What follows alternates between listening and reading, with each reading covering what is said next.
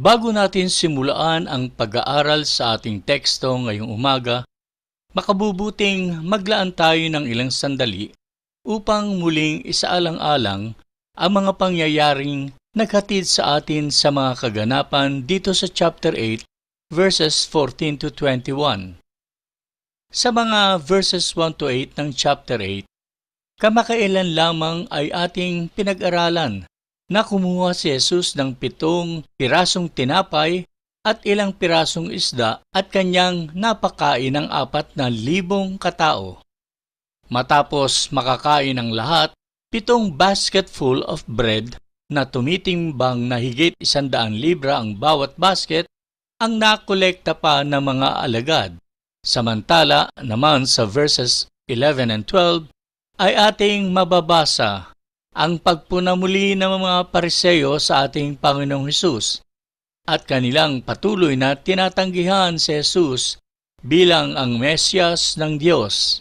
And in verse 13, mababasa natin na tuluyan na silang iniwan ni Jesus at sumakay sa isang bangka at naglayag muli kasama ang kanyang mga alagad. Samantalang sila ay nagpapatuloy sa kanilang paglalayag, sa verse 14, mababasa natin na biglang na-realize ng mga alagad ni Jesus na iisa lamang loaf ng tinapay ang kanilang nadala sa kanilang paglalayag sa dinami-dami ng natira matapos ng pagpapakain sa 4,000 tao. At tiyak na kukulangin ito para sa kanila. Batid ni Jesus ang kanilang malaking pag-aalala sa kanilang bagay na nakaligtaan. At ginamit ni Jesus ang pagkakataong ito upang patuloy siyang makapagturo sa kanyang mga alagad ng aral na dapat nilang matutuhan. At ang aral na ito ay para din naman sa ating lahat. Habang aking pinag-aaralan ang pangyayaring ito na naganap sa bangka habang sila ay naglalayag, sumagi sa aking kaisipan na maaaring sa mga pagkakataong iyon matapos mapatotohanan ng mga alagad ni Jesus at sila ay kanyang kinasangkapan sa mga milagrong kanyang pinamalas at maging sa pagkakataon ng makailang ulit na pinatunayan ni Jesus na ang mga Pariseo ay mga bulaang guro. And being a part of all of this, di malayong nagkaroon ng pagmamataas na saloobin ang mga alagad. Ito ay pangkaraniwang nangyayari sa isang tao. That if you are with somebody na sikat at kilala, ito man ay isang tanyag na artista o basketballista o hinahangaang political figure, natural na feeling sikat ka din pag ikaw ay kasama-sama nila sa paglalakad or kasama ka sa iisang hapagkainan ng mga prominenteng tao. You know why? Dahil tanggapin niyo man o hindi, likas sa tao na mayroong pride o kayabangan sa kanyang puso. Gayon din naman na ang pagsama ng mga alagad ni Jesus sa kanya at sila ay ma-identify with the greatness of Jesus, di malayo na sila ay mahulog sa pagkakaroon ng mataas na saloobin at maling pagkakilala sa kanilang mga sarili. Kaya't sa pagkakataong ito ay muling nagturo sa kanila si Jesus ng mahalagang aral pagkat there is still a lot of room to grow for the disciples, and not just for them, but also for us to learn about the ways of Jesus. Pagkat very possible that there are times when we may begin to think too highly of ourselves and of our own walk with the Lord. At kung mangyari na totoo ang bagay na ito sa ating buhay, ang mga talata sa ating teksto ay nababagay upang mapanatili tayo sa ating nararapat na kalalagayan sa harapan ng Diyos. Aking hinugot ang pamagat ng ating pag-aaralan sa verse 21 ng ating teksto. Hindi pa ba rin ba ninyo nauunawaan ito?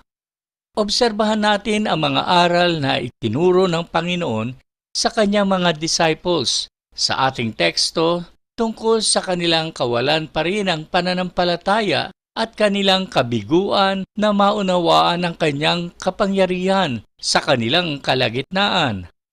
Mahalaga ang mga aral ni Jesus sa mga talatang ito, pagkat kapag minsan we just like the disciples, sometimes we just don't get it. Kaya't pakinggan natin ang mga sasabihin ni Jesus sa mga talata upang tayo ay matuto. Minsan pa ating mahahati ang ating teksto sa tatlong mahahalagang bahagi. At ang una, ang utos ni Jesus, talatang 15. Sinabi ni Jesus sa kanila, "Mag-ingat kayo sa pampaalsang kinakalat ng mga Pariseo at ni Herodes." Alam ni Jesus kung ano ang iniisip ng mga alagad, gaya ng nasabi ko na. Kaya't ginamit ni Jesus ang pag-iisip nila tungkol sa tinapay upang magsalita sa kanilang mga puso. Binabalaan niya sila na mag-ingat sa lebadura ng mga Pariseo at ng kay Herodes. Ang lebadura o yeast ay dinaragdag sa harina na minamasa upang ito ay umalsa. Fermentation ang tawag sa prosesong nangyayari sa pagpapaalsa ng harinang nalagyan ng lebadura. The only thing that can stop the leaven is extreme heat. When yeast is exposed to fire, it dies. Sa Biblia, ang lebadura o yeast ay larawan ng kasalanan at kasamaan. Kadalasan din, ginagamit ito bilang larawan ng katiwalian. Ang mga Christians ay pinag-utusan sa 1 Corinthians chapter 5 verse 7, alisin ninyo ang lumang pampaalsa, ang kasalanan, upang kayo'y maging malinis. Sa gayon, matutulad kayo sa isang bagong masa na walang pampaalsa at talaga namang ganyan kayo. Dapat nating isantabi ang kasamaan at katiwalian at mamuhay para sa Panginoon. Binalaan din tayo ni Apostol Pablo sa 1 Corinthians 5:6 ng ganito, "Hindi ba ninyo alam ang kasabihang napapaalsa ng kaunting pampaalsa ang buong masa?" Ang idea dito is that a little sin is like yeast o lebadura sa ating buhay. Kapag hinayaan natin ang kasalanan na magdikta ng ating buhay, it will soon infiltrate every part of our lives. Ang tanong is, ano ba ang lebadura ng mga Pariseo na tinutukoy ni Jesus? Walang ibang makapagpapaliwanag sa atin, kundi ang Bible, ang salita ng Diyos. Sa Luke chapter 12, ikalawang bahagi ng verse 1, tinukoy kung ano ito. Sinabi ni Jesus sa kanyang mga alagad, "Mag-ingat kayo sa pampaalsang ginagamit ng mga Pariseo." Ang tinutukoy ko ay ang kanilang pagkukunwari. Ang mga Pariseo ay mga taong relihiyoso, ngunit ang kanilang relihiyon ay panlabas lamang. Hindi ito nababago ang kanilang mga puso. Sinasabi nila na mahal nila ang Panginoon, ngunit ang kanilang pag-uugali ay nagpapatotoo lamang na sila ay mga relihiyosong huwad. Kaya kung ang kanilang impluwensya ay nakapasok sa tao, tulad ng lebadura, nakukurap nila ang buhay ng taong tumatanggap sa kanilang maling turo. Matthew chapter 23 verse 15. Kahabag-habag kayo, mga tagapagturo ng kautusan at mga Pariseo, mga mapagkunwari. Nilalakbay ninyo ang karagatan at ginagalugad ang buong daigdig. Makahikayat lamang kayo ng kahit isang hintil sa pananampalatayang Hudyo. Ngunit kapag ito'y nahikayat na, ginagawa ninyo siyang masahol pa at lalong dapat parusahan sa impyerno kaysa sa inyo.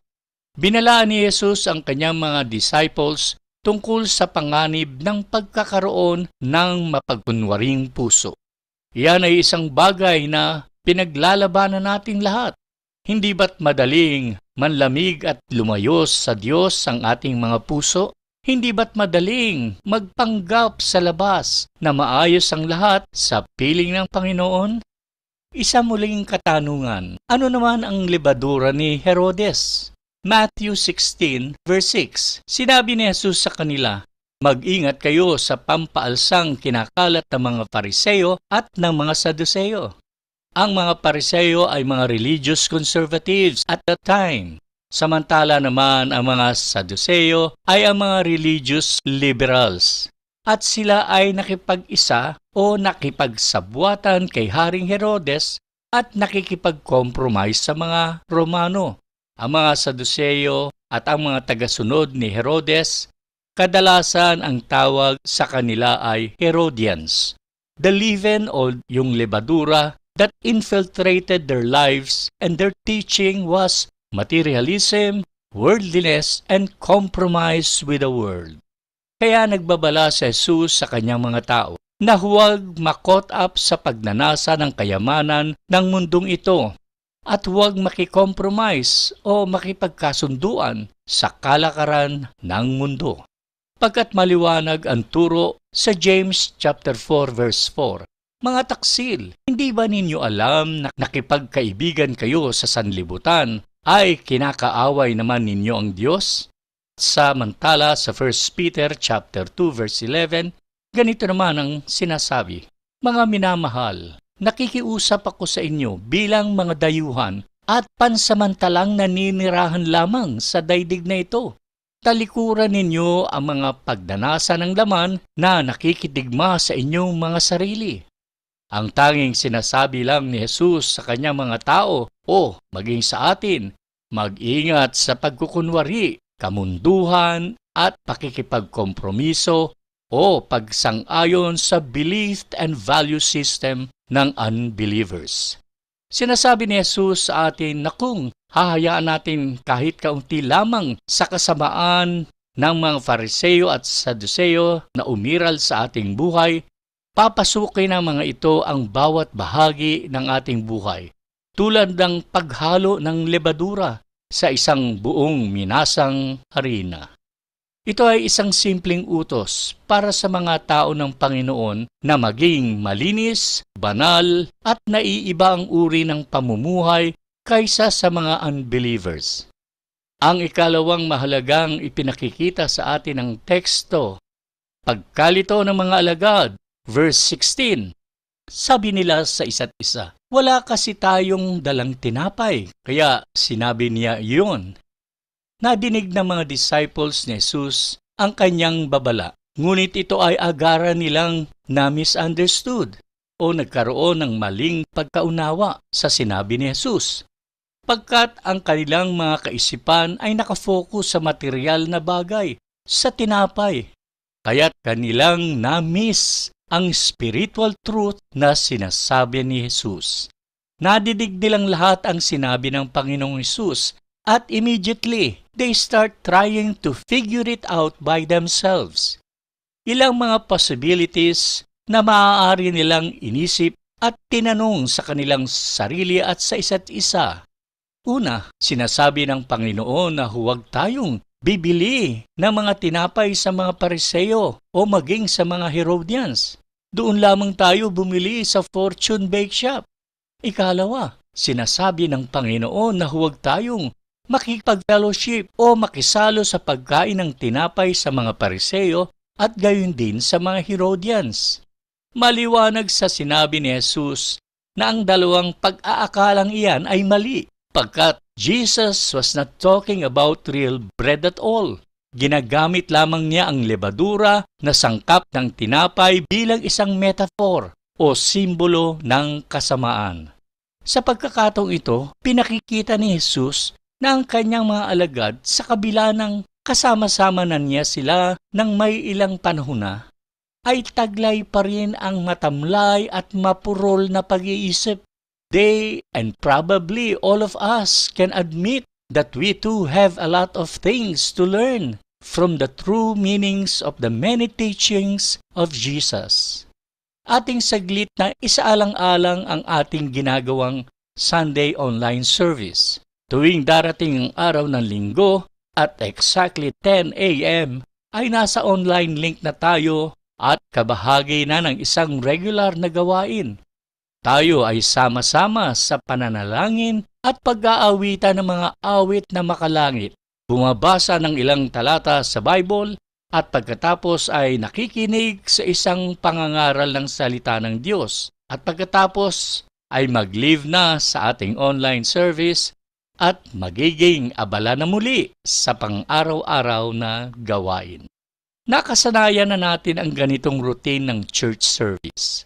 Ngunit sa kabila ng activities na ito, ay maaaring nakaligtaan natin, isaalang-alang mismo ang Diyos o di man lang natin nakita sa isang oras na pagsasama-sama ang pagkilos ng Diyos sa ating buhay.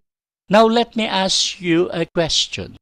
First, have you ever stopped to think that just the privilege of going to church or attending an online service is a spiritual blessing? Pagkat kapag tayo ay pumupunta sa church to attend Sunday service, you are enjoying a privilege that many people around the world have never and will never have. Secondly, have you ever stopped to think that every message you hear is an encounter with eternity or with God? Na ang tagapagturo ay nagbuhos ng oras with the Lord and His Word. At ang kanyang dalang mensahe na nagmula sa salita ng Diyos ay panahon na kayo personally ay kinakatagpo ng Diyos sa inyong present situation. Thirdly, have you ever stopped to consider that every song and every service is an opportunity to offer praises to the King?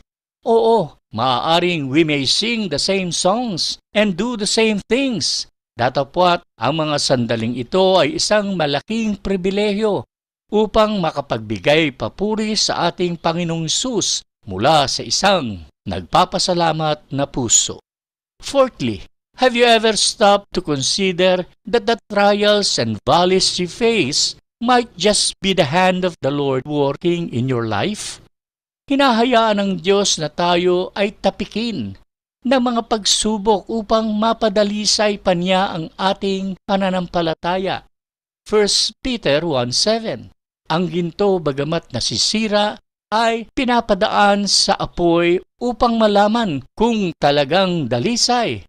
Gayon din naman ang inyong pananampalataya na higit na mahalaga kaysa ginto ay sinusubok upang malaman kung ito'y talagang tapat.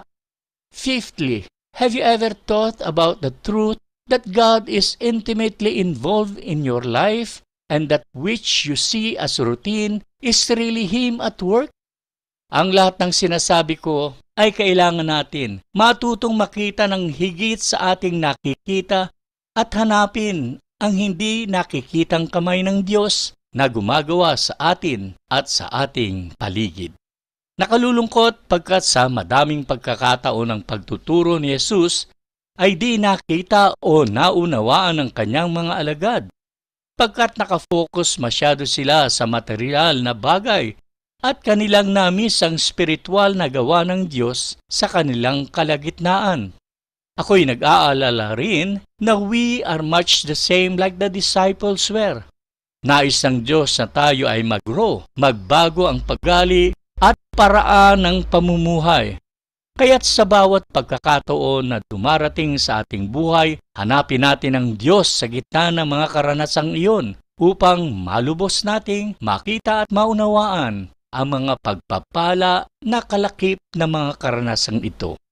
Ang ikatlong mahalagang punto sa ating teksto, ang hamon ni Jesus, mga talatang 17 hanggang 21. Tandaan, sinimulaan ni Jesus na bigyan sila ng babala tungkol sa mga kasamaan ng mga Pariseo at ng mga Herodians. Hindi nila naunawaan ang sinabi ni Jesus pagkat nakatuon sila sa pisikal na tinapay. Sa isang banda, hindi sila naiiba sa mga Fariseo na tumatanggi kay Jesus sa talatang 11. Nakita ng mga Pariseo kung ano ang mga himalang ginawa ni Jesus at sa kabila nito, sila ay tumangging maniwala. Ang mga disipulo ay kasama ni Jesus nang gumawa siya ng marami sa kanyang mga himala at nakita pa nila siya na nagparami ng kaunting tinapay at nagpakain ng maraming tao. Hindi pa rin nila maintindihan na kaya ni Jesus silang pangalagaan sa bawat pagkakataon. At ngayon, sila ay nag-aalala na iisang loaf ng tinapay ang kanilang nadala lamang. Hindi ba nila alam na magagawa ni Jesus na sila ay makakaing lahat hanggang mabusog? Hindi, pagkat kung alam nila ay hindi sila mag-aalala. Now, it's one thing for unbelievers like the Pharisees to fail to see and believe. It's another thing when those who claim to know and love the Lord fail to see His power and believe Him for their needs. Nang mapagwari ni Jesus ang kanilang iniisip at tinatanong ang isa't isa, tinanong niya sila ng magkakahanay na katanungan. Verses 17 to 20. Bakit ninyo pinag-uusapang kayo'y walang dalang tinapay? Hindi pa ba kayo nakakaintindi? Hindi pa ba ito abot ng inyong isip? Wala ba kayong mata? Bakit hindi kayo makakita? Wala ba kayong tainga? Bakit hindi kayo makarinig? Hindi ba ninyo naaalala nang paghati-hatiin ko ang 5 tinapay para sa 5,000 tao? Ilang kain ang napuno ninyo ng labis na pagkain? 12 po, tugon nila. At nang paghati-hatiin ko ang 7 tinapay para sa 4,000 tao, ilang kain ang napuno ninyo? Tanong niya. 7 po, muli nilang sagot. These questions are designed to awaken faith in their hearts. These questions are designed to cause them to remember what the Lord has done. These questions are designed to remind them of what the Lord can do as well. Tingnan natin sandali ang mga tanong na iyon. Una, tinanong sila ni Jesus sa kanilang mga alaala. Tinanong sila ni Jesus tungkol sa kanilang mga alaala. Hindi ba nila nakita siyang nagpakain ng 5,000? Hindi ba nila nakita siyang nagpakain ng 4,000? Nakalimutan na ba nila ang kanyang kapangyarihang lumika o magparami ng kakaunting tinapay at isda? Napakatigas ba ng kanilang mga puso na hindi nila maarok ang mga bagay na sila mismo ang nakaranas? Ikalawa, pagkatapos, partikular na tinanong sila ni Jesus tungkol sa kung ilang basket na mga pira-pirasong tinapay ang natira sa 2 himala ng pagpapakain. Sumagot sila, may 12 sa una at 7 sa pangalawa. Ang punto ng ating Panginoon dito ay para makita nila kung sino ang kanilang kaharap at kasama. Nakita ng mga Pariseo ang kanyang mga himala, ngunit ang kanilang nakita ay hindi sapat upang kumbinsihin sila tungkol sa kanyang tunay na pagkakakilanlan. Maliwanag, ganon din ang kanyang mga disipulo. Sapat na ang kanilang nakita upang kumbinsihin ang pinakamatigas pang puso, ngunit tumanggi silang maniwala sa kanilang nakita. Nabigo silang maunawaan na si Hesukristo ay Diyos sa laman. Ang kawalan ng pananampalatayang ito sa kanyang sariling mga disciples ay tiyak na frustrating sa Panginoon. Kaya't kanyang sinabi ang ganito sa verse 21. At hindi pa rin ba ninyo nauunawaan ito? Tanong niya. But you know, their failure to fully appreciate and trust Him has been handed down to you and me. Hindi ba totoo na katulad din tayo ng mga lalaking ito? Napakaraming nagawa na ng Panginoon para sa atin, ngunit kapag lumitaw ang susunod na krisis sa ating buhay, tayo ay tumutugon sa takot, sa halip na pananampalataya. Kailangan natin gawin ang ginawa ni Jesus sa kanyang mga alagad. Kailangan nating maglaan ng oras upang pagnilayan ang kanyang mga ginawa at alalahanin ang kanyang kapangyarihan sa ating buhay.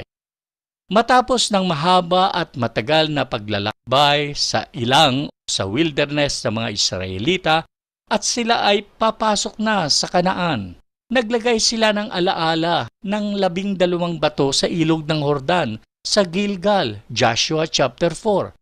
Pinaghiwalay ng Diyos ang ilog para sa kanila at pinahintulutan silang tumawid sa tuyong lupa. Bago bumalik ang tubig, ang bawat tribo ay naglagay ng bato sa ilog. Nang muling sumara ang ilog, makikita ang patong-patong na bato tulad ng isang memorial o monumento. Ito ay nagsilbing paalaala ng dakilang kapangyarihan ng Diyos sa kanilang buhay. Tulad ng mga Israelita, tayo man ay kinakailangan magtayo ng isang memorial o monumento upang sa ating pagtingin dito, ito ay magpapaalaala sa atin ng kapangyarihan ng Diyos. Pag kayo ay napasyal sa Luneta at nakita ninyo ang monumento ni Rizal, ano ang inyong naaalala? Hindi ba ang kanyang ginawang kabayanihan? Sa ating mga tahanan, bakit di tayo maglagay sa ating mga dingding ng larawan ng magandang tanawin ng kabundukan upang ito ay magsilbing isang memorial na makapagpapaalaala sa atin ng mga pinatag na bundok ni Jesus upang tayo ay patuloy na makapaglakbay ng may kapayapaan sa ating mga puso. Isang larawan ng mga kamay na nananalangin upang mapaalalahanan tayo ng katapatan ng Diyos sa kanyang pagtugon sa ating mga kahilingan. Isang larawan ng payapang dagat at sa gitna nito ay isang tao na payapang nakasakay sa kanyang maliit na bangka at nangingisda. Ang larawang ito ang magpapaalaala sa atin ng kapayapaan ng ating mga kaluluwa sa kamay ni Jesus. Na sa ating pagpanaw sa mundong ito, tayo ay payapang hahatid ng kanyang mga anghel sa kanyang presensya. Stop, reflect, and remember. Then realize that if He can do those great things and many more, there is nothing in your life that cannot be handled. Remember what the Lord has done in your life is the first step toward real revival and genuine spiritual renewal. Ngayong kapatid, nakikita mo ba na sinusubukan ni Jesus na ituro sa kanyang mga disipulo at pati na rin sa atin ang tunay na mahalaga sa iyong buhay ay malaman mo kung sino ang kasama mo at gaano mo siya kilala. Kung si Jesus ay nasa iyong bangka, hindi mo kailangang mag-alala kung saan manggagaling ang tinapay. Kukunin niya gaano man kaliit ang mayroon ka at kanya itong pararamihin.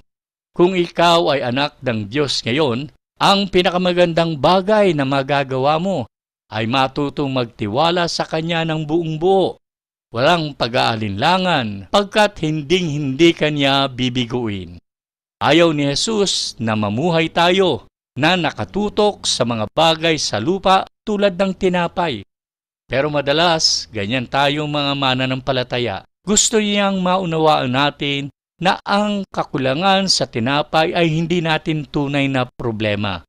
Ang tunay nating problema ay hindi natin nakikita, naririnig, at iniisip ang mga bagay ng Diyos. Ang ating tunay na problema ay isang malubhang kawalan ng pananampalataya. Kapag natugunan ang problemang iyon, malalaman natin na wala tayong anupamang problema ang di kayang harapin. Kapag ang inyong pananampalataya ay nasa tagalutas ng problema, ang ibang mga isyu pa ng buhay ay hindi na mahalaga.